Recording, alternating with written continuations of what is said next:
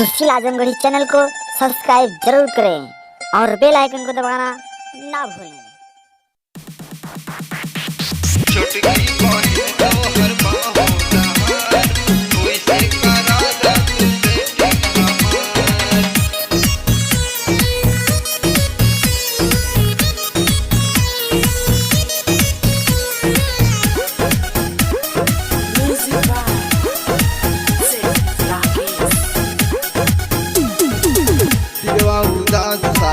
पारल बातो है पानी कुमार का मारा बाबो है, पानी कुमार का मारा बाबो है।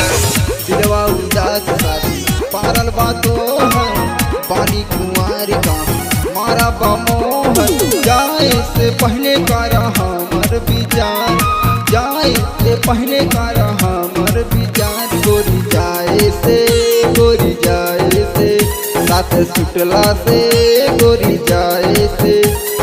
छोटकी बहन तो हर पाहो नहार, छोटकी बहन तो हर पाहो नहार। उनसे करा जा तू सेटिंग हमार, छोटकी बहन तो हर पाहो नहार। उनसे करा जा तू सेटिंग हमार।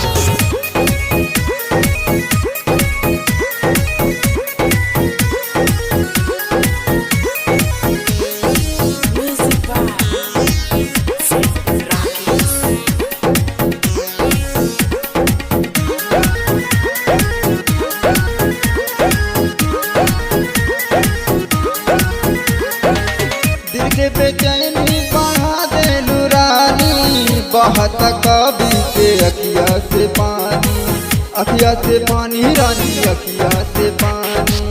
बहत कभी के अखिया से पानी, दिल के बेचैनी बढ़ा देलू रानी, बहत लगी के अखिया से पानी, अखिया से पानी रानी, अखिया से पानी। हमरे जवनिया के कारा सुधार, हमरे जवनिया के कारा सुधार। ओइसे करा दा तू सेटिंग हमार, छोटकी बहन तो हर पाहो नहार। ओइसे करा दा तू सेटिंग हमार, छोटकी बहन तो हर पाहो नहार।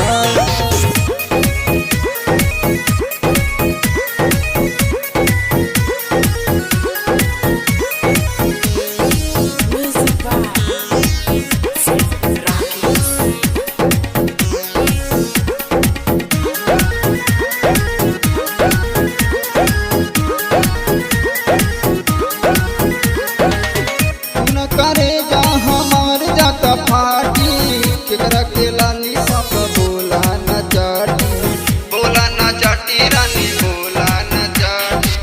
केकरा के लाली पाप बोला न जाटी।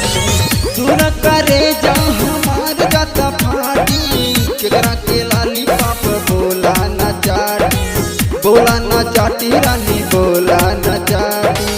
अब से कसोलू करत इंतजार, अब से सोनू करत इंतजार।